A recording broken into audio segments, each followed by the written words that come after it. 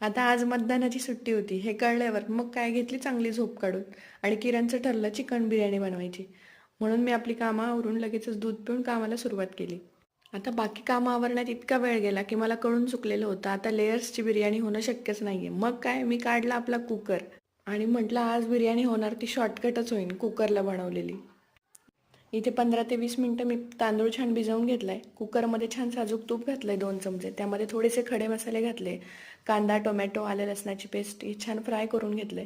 त्यामध्ये हळद पावडर, लाल तिखट, चवीप्रमाणे मीठ, थोडासा बिर्याणी मसाला आणि स्वच्छ धुवून घेतलेलं चिकन हे छान शिजवून घेतलंय. शिजवून घेताना कुकरच्या 2 शिट्ट्या करून घेतल्यात. त्यानंतर वाफ गेल्यानंतर त्यामध्ये आपण भिजवलेला तांदूळ घालून घेतलाय आणि पुन्हा 1 शिट्टी करून घेतली आहे. आता बिर्याणी म्हटलं की त्याला दम दिल्याशिवाय बिर्याणी पूर्णच होत नाही, म्हणून त्याला दम देऊन घेतला आणि अशा पद्धतीने बिर्याणी तयार झाली. लगेच जेवायला घेतला आणि बिर्याणीवर मस्तपैकी ताव मारला. चलो बाय बाय, भेटूया